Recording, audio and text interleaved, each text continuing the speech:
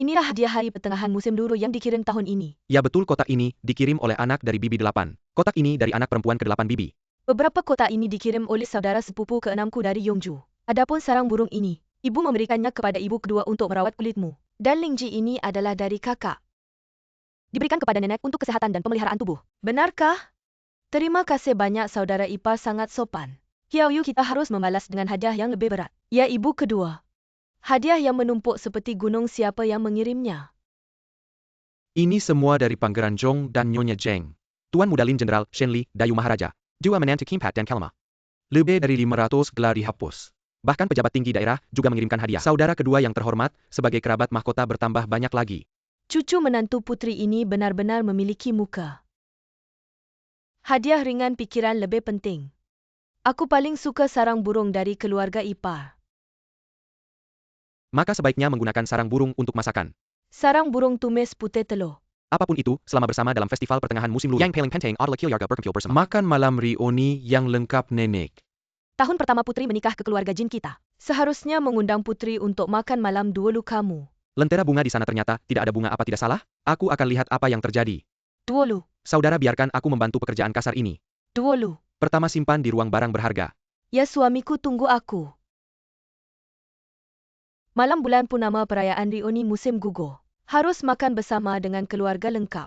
Baru bisa merayakan hari raya dengan gembira. Kami sangat ingin mengundang putri ke rumah kami. Makan malam reuni. Perayaan festival pertengahan musim luruh di keluarga Jin sangat meriah. Di Istana Perayaan Festival, Pertengahan Musim Luruh dengan Naga API. Keluarga menikmati bulan dan lentera bunga. Memiliki pemandangan yang lain. Juga bisa bermain lentera. Dulu aku punya sepasang tangan yang cekatan. Setiap tahun membuat lentera untuk cucu-cucuku bermain.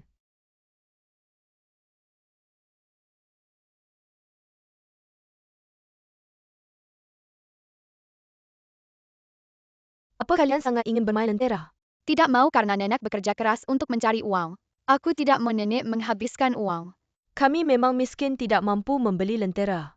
Tapi bermain lentera tidak semestinya perlu mengeluarkan wang. Nenek telah membuatkan lentera dari kulit buah pomelo untukmu bermain. Lentera itu tersenyum. Lihatlah cantik tak lenteraku?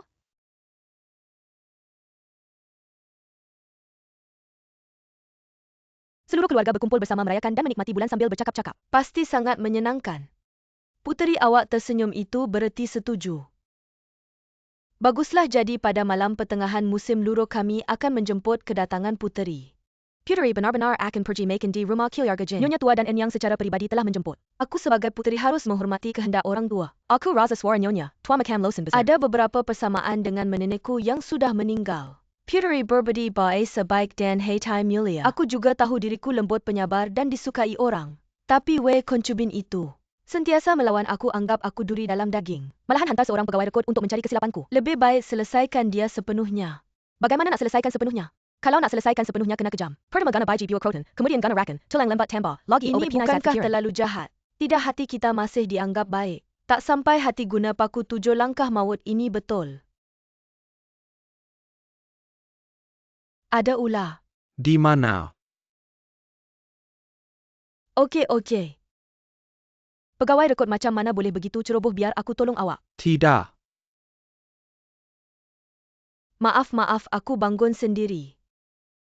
Pinggangku.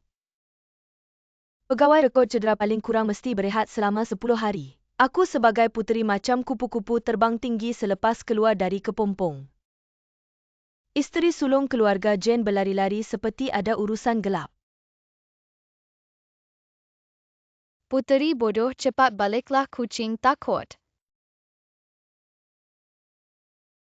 Harimau betina garang galak dan berbadan seperti labu. Awak nyanyi tentang aku lagi. Tak boleh nyanyi, ada buku puisi pun tak baca, sini-sini nyanyi. Masa depan pasti penuh cabaran.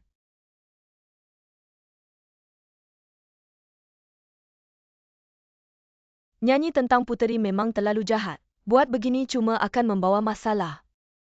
Aku nyanyi satu baris, awak ikut nyanyi satu baris. Mohon puteri kahwin denganku, balik ke rumahku.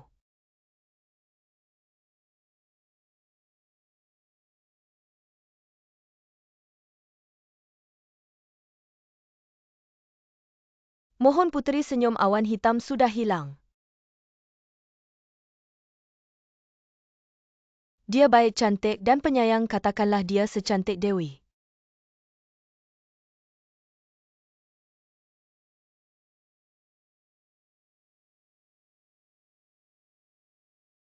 Sebenarnya minda rakyat biasa sangat mudah. Asalkan beri sedikit hadiah kepada mereka. Mereka akan dengar cakap kita dengan patuh. Lambat laun mereka akan sedar kesilapan mereka. Puteri Ming adalah hati yang penuh kasih. Tolong beri sedikit wang untuk makan.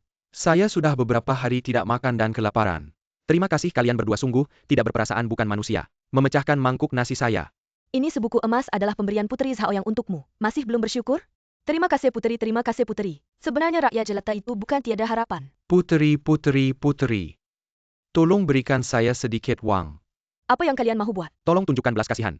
Puteri, tolong kasihanilah saya. Saya ada nenek berusia 80 tahun untuk disuapi. Puteri, saya sudah beberapa hari tidak makan. Puteri, suami saya akan menjual saya ke rumah bordel. Neraka dunia Yinping memberi emas. Sekarang Puteri memberi emas barisan dengan tertib. Puteri baik mendapat balasan, baik benar-benar Guanyin yang hijab kembali. Puteri benar-benar ibu bapa yang dilahirkan semula. Puteri bodoh yang sangat bodoh cepat datang ke rumah saya. Puteri bodoh berpusing banyak kali, emas dan perak datang juga. Dia mudah ditipu, mudah diperdaya, mudah ditutupi, mudah dibodohi seperti babi. Adik kecil mana satu puteri yang seperti babi? Itu adalah Puteri Zhaoyang. Benar kalian kata tentang Puteri Zhaoyang, isak dia akan datang lagi atau tidak? Tentu saja berharap dia datang, saya hanya mengulurkan tangan satu sebuku emas. Kalian kata betapa mudahnya ini ya. Jarang-jarang ada puteri yang bodohnya seperti babi. Kali ini seluruh rakyat mendapat berkat. Ya, mendapat berkat. Begitu banyak tahun, Festival Pertengahan, Museum Tahun ini adalah yang paling sesuai. Karena tahun ini adik ketiga tidak perlu naik gunung lagi. Di sisi kakak kedua ada tambahan orang. Ya, Bulan dan manusia bersatu, menggemakan tradisi keluarga jin kita. Peraturan lama, silakan undang dewa api.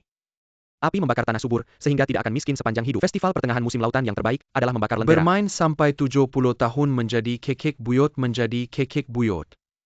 kalian bertiga berjalan di jalan. Masa kecil suka membakar lentera orang lain. Sehingga tiada siapa yang berani mendekati kalian. Spirit keluarga Jen kita susos, menakut-nakuti hantu. Hiaoyu ya, segalanya sudah diatur dengan baik. Puteri akan tiba, sebentar lagi. Simyo Haidangen sudah Setelah disiapkan. Puteri tiba, ia boleh segera dihidangkan. Yang paling pandai Puteri adalah berjanji tetapi tidak menepati. Saya pasti dia tidak akan datang hari ini. Puteri tiba. Menghadap Puteri. Bangunlah Tanpo Li. Terima kasih Puteri, kami sudah menunggu lama. Silakan duduk Puteri.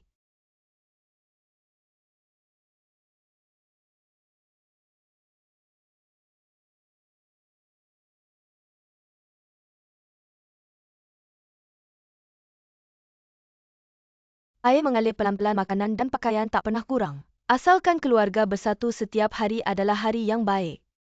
Makanan rakyat jelata, semoga Puteri tidak memandang rendah. Tanpo Li terlalu sopan. Silakan makan Puteri. Nenek makan, ibu kedua makan. Ini ayam emas untukmu Puteri, silakan nikmati dengan lembut. Sumpit perak. Apa kalian pikir kita mau meracuninya sampai mati? Ini aturan wajib dari istana. Nenek paling suka dada ayam, ayo. Nak jangan sungkan. Duofu dan Xiaoyu suka sayap satu untuk masing-masing. Terima kasih ibu kedua, maka sayap ini terbang bersama ayo kakak ipar. Terima kasih paman ketiga, dulu sering memerah dan marah. Leher ayam ini cocok sekali untukmu. Terima kasih nenek, tentu saja paha ayam ini untuk ibu kedua. Ibu kedua sering berlari ke sana kemari, tambahkan tenaga kakinya. Nak. Lalu bagaimana dengan tanggal 15 bulan 8? Tanggal 15 bulan 8 sangat sesuai, kakak makan. Adik ketiga makanlah, atau lebih baik berikan pada kakak, tentu saja aku memberikannya padamu. Adik ketiga masih ingat anak bos Chen itu? Kau bilang wajahnya seperti tanggal 15 bulan 8 itu. Betul, dia baru-baru ini, dia bergabung di tentara distrik Ansi. Benar-benar membunuh musuh di medan perang dan mendapat banyak Tidak jasa heran berharga. depan rumah bos Chen penuh dengan bunga dan merah. Begitu gagahnya Duosho kita lebih hebat lagi. Di masa depan dia akan menjadi peliti pasukan pengawal istana. Itu juga harus dilakukan langkah demi langkah. Tentu saja. Pertama-tama dapatkan jabatan kecil di markas besar di ibu kota. Nanti ada kesempatan untuk menguji keberanianmu. Ilmu bela diriku masih belum sempurna. Adik Ketiga, Ali dalam pedang dan tombak. Dia pasti akan dihargai. Aku ingin belajar Tai Kai di Wudang. Jangan bercanda, suku Padang Rumput menunggumu untuk bertempur. Baiklah, mari kita hormati calon Jenderal Agung. Ayo bersulang. Bodoh sekali. Mengapa puteri berkata begitu? Jin Duo Shou sama sekali tidak ingin menjadi Jenderal Agung. Kalian tidak bisa mendengarnya ya? Kalau kami tidak bisa mendengarnya, apakah kamu bisa mendengarnya? Kerana kalian bodoh. Orang kata mengikut langkah demi langkah tidak dapat mencapai puncak. Nak cakap nak pergi Wudang belajar taiji, dia sebenarnya main taiji dengan kalian. Apa yang kau cakap? Macam mana kau tahu Duo Shou tak mahu? Kau sangat repat dengannya, Kay. Kalian sebenarnya memaksa orang lain. Adik ketiga saya berlatih keras di Shaolin bertahun-tahun untuk menjadi jenderal besar. Apa dia yang mahu atau kalian yang mahu dia jadi? Sepertinya kalian beberapa orang yang mahukan. Kami bersaudara keluarga Jen bersatu padu. Makan banyak menyakitkan badan, marah menyakitkan jiwa. Rumah harmoni segala urusan Lankar. Rumah harmoni segala Hai urusan rakyat celaru Lankar. dan tolol. Kilyarga kami Jen sinua pada perturan bertindak dengan tertib. Apa ada yang celaru dan apa ada yang tolol? Baiklah, puteri ini akan jelaskan kepada kalian. Celaru bermaksud kasar, suka licik. Bergaya sambang lesen hila. Rumah kalian ada angin jahat tapi tidak sedar. Kalau bukan tolol apa lagi? Keluarga kami Jin ada wibawa mana, ada angin jahat. Perkataanmu itu sangat memalukan. Makin sembarangin minai babkan sakit. Perat kekep sembarangin minyak ikan orang lain. Kami semua anak menantu baik. Tidak ada angin jahat, tiada angin jahat. Nenek puteri ini tidak mahu awak terus dibuai. Angin jahat ada di sini. Isteri baik dalam kata-kata kalian. Di siang hari bolos di lorong gelap bercampur lelaki. Wanita rumah tangga macam mana akhlaknya? Fitnah suami saya tidak. Suami percaya padamu istriku, Xiaoyu berbakti sepenuhnya. Dia istri terbaik, tidak akan melakukan perkara yang melanggar norma. Istriku selalu menjaga akhlak. Pasangan suami isteri mereka juga teguh seperti emas. Xiaoyu tidak akan bercampur bebas dengan orang lain. Saya sendiri melihatnya. Beberapa hari lepas tengah hari di Jalan Merak Lorong Alis. Isterimu bergaul mesra dengan seorang lelaki. Jangan cari masalah tanpa sebab. Apa yang saya katakan adalah fakta. Kakak ipar saya bukan macam itu. Adakah kalian salah lihat orang? Kakak 2 hari lepas tengah hari awak pergi mana? Buat apa ada bukti, orang atau barang silakan kilyarkan, tutap mulut mereka. Jangan bagi mereka cakap sembarangan. Xiaoyu 2 hari lepas tengah hari awak di mana? Cepat cakap, kakak, cakaplah cakap. Saya katakan saya tidak melanggar norma. Lelaki itu sebenarnya abang saya. Itu adalah Tuan Yuda Sepupu. Dengar Tuan Besar. Kamu jelas-jelas bergila. Mana ada saudara kandung tarik-tarikan di gang kecil. Aku berkata jujur, Tuan Besar menarik aku karena... Kenapa tidak katakan ayo cepat? Kenapa cepat katakan karena dia sudah ketagihan judi. Aku sudah gunakan semua uang pribadi untuk melunasi hutangnya. Tak disangka hutang lama belum lunas, hutang baru sudah datang. Aku bilang padanya aku tak punya uang. Dia menyuruhku melepas gelang emas untuk melunasi hutang. Tuan Besar benar-benar tega merampas gelang emas di depan umum. Aku mati-matian menolak memberikannya. Karena gelang ini dari suamimu. Hadiah pernikahan darimu. Sejak menikah aku selalu memakainya hidup dan mati bersama. Bicara begitu mendalam, mana gelangnya? Tunjukkan, jangan-jangan hilang. Aku gadai. Aku lihat hadiah festival pertengahan musim gugur dari Puteri Mahkota. Semua jenis makanan lezat lengkap. Sama-sama isteri keluarga Jen, aku takut keluargaku kehilangan muka. Maka aku jual emas untuk membeli hadiah. Xiaoyu. Xiaoyu, kenapa kamu bodoh begini? Xiaoyu, kamu ceritakan pada kami. Aku tahu nenek kalian tidak akan keberatan. Tapi para pelayan mereka akan saling membandingkan. Orang butuh muka pohon butuh kulit dihina sudahlah. Sekarang dikatakan aku berbuat mesum jika kabar ini tersebar. Aku sebagai nyonya besar keluarga Jen bagaimana bisa menjaga muka? Kalian bisa mengatakan keluargaku jatuh miskin. Tapi kalian tidak boleh mengatakan aku berperilaku bejat. Xiaoyu, Xiaoyu, Xiaoyu, kamu mau kemana? Xiaoyu, Xiaoyu, Xiaoyu. Saudari ipar Xiaoyu, jangan pergi, kamu mau kemana? Xiaoyu, kita semua satu keluarga. Kamu senang sekarang, lihatlah. Apa yang lebih penting dari kesucian seorang wanita? Kamu suka cari masalah, membuat rumah tidak damai. Hati kamu apa hitam? Aku hanya mengatakan apa yang kulihat, salah apa. Kalau bukan karena aku kalian takkan tahu banyak hal. Mulut bicara satu keluarga baik sekali, akrab sekali. Sebenarnya semuanya disembunyikan, tidak mau dikatakan. Kalian bodoh seperti babi. Bicara soal bodoh, siapa yang bisa menandingimu? Kamu bodoh di antara yang bodoh, babi di antara babi. Kira-kira memberi tongkat gula-gula es atau emas maka jasa besar. Aku beradahu, kamu mereka berpura-pura miskin menipumu. Awak cakap apa? Kanak-kanak semua nyanyi tentang awak. Puteri bodoh mudah ditipu dan dibodohi. Mudah diperdaya seperti babi. Awak memaki hamun puteri ini sebagai babi sangat berani. Apa tengah buat pura-pura mati? Bangunlah, bangun. Bangun, jangan berpura-pura pitam. Jenduolu, bangunlah. Jangan tendang. Kakak adik ketiga. Jangan tendang lagi, bangunlah. Aku kata minggir. Paman dua cepat bantu Duolu masuk.